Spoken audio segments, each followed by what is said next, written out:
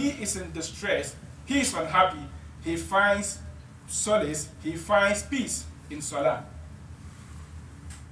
Allah subhanahu wa ta'ala, he made us understand in Surah Al-Ankabut that inna salata tanha anil fahsha'i wal munkar.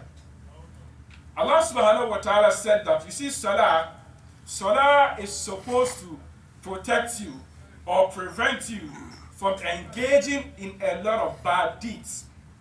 So if you are a Muslim, you observe your 5 daily salawat, and yet still you are not able to abstain from some kind of bad character of yours, drinking of alcohol, smoking, going to the club, zina, all these things. If you pray 5 times daily and you are not able to stop, then it means your salah has a problem.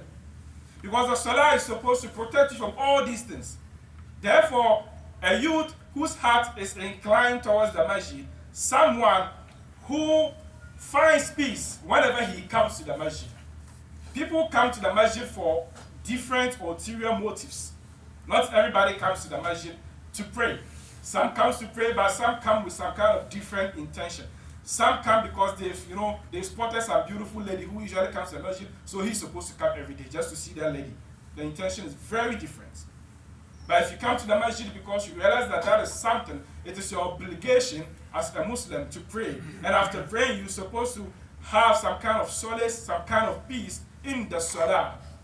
That is what is expected of you. So رَجُلٌ قَلْبُهُ مُعَلَّقٌ فِي الْمَسَاجِدِ إِذَا خَرَجَ مِنْهُ يَتَّى يَعُودَ إِلَيْهِ. Anytime he leaves the masjid, he's longing. He's yearning to return to it. If he comes to pray Fajr, he's yearning to come back for Zuhr. If he comes to pray Zuhr, he's yearning to come back for Asr. If he comes to pray Asr, he's yearning to come back for Maghrib. And if he comes to pray Maghrib, he's yearning to come to pray for Isha. That is what our Rasulullah sallallahu alayhi wa sallam is talking about. May Allah subhanahu wa ta'ala grant us understanding. The 4th person, or the 4th category, رَجُلَانِ تَهَابَا فِي اللَّهِ اجْتَمَعَ عَلَيْهِ وَتَفَرَّقَا عَلَيْهِ. And Rasulullah sallallahu alayhi wa sallam, he stated that 2 people, male or females, تَهَابَا فِي اللَّهِ, who love each other, or who love one another for the sake of Allah subhanahu wa ta'ala.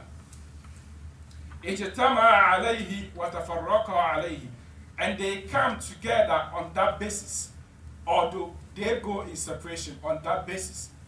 Because Rasulullah sallallahu alayhi wa sallam, he said, من أحب لله وأبغض لله وأعطى لله ومنع لله فقد استكمل الإيمان. He said, anybody who loves for the sake of Allah subhanahu wa ta'ala alone, and anybody who hates for the sake of Allah subhanahu wa ta'ala, anybody who gives for the sake of Allah subhanahu wa ta'ala, and anybody who withholds for the sake of Allah subhanahu wa ta'ala, you have indeed perfected your iman. On the day of Qiyamah, Allah Azza wa Jalla Jalla Jalalu, he told us in Surah Zukhruf that al-akhillau yawma'idhin ba'duhum li ba'din aduwwun illa al-muttaqin.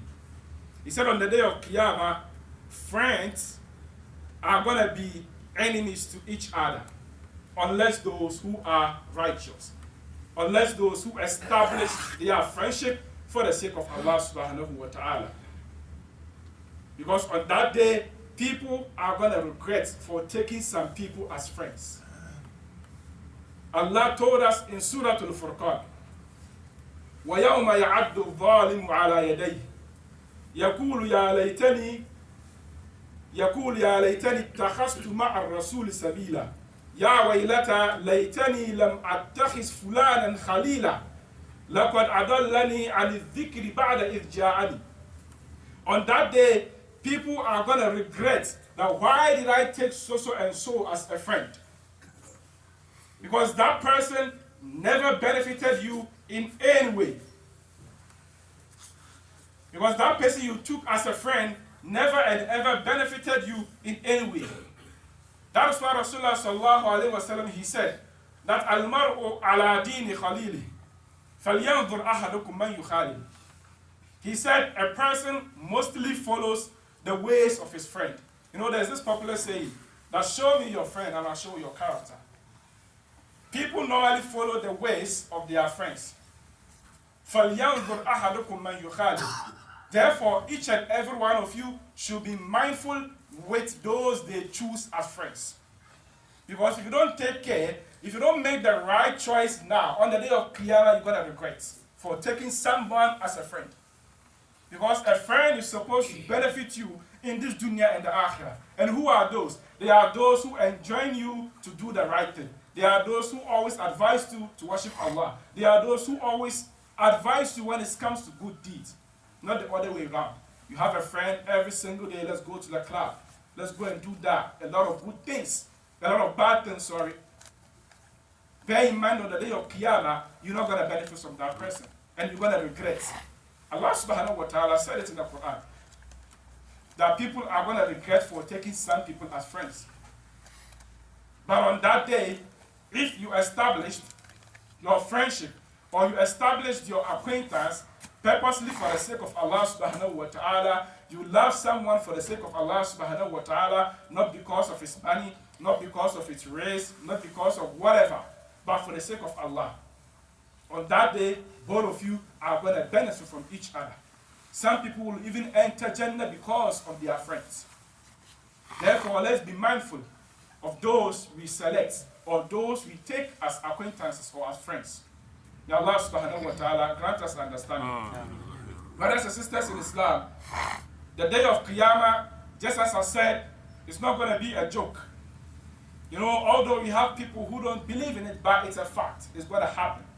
And whatever Rasulullah sallallahu alaihi wasallam has told us, which is going to transpire on that day, is going to transpire. You're going to see everything clearly. Allah subhanahu wa ta'ala is not going to leave no stone unturned. Allah is going to judge each and every one of us. Whatever you did, Allah is going to ask you. Every single penny you spent, Allah is going to ask you. Whatever your mouth uttered, He's going to ask you.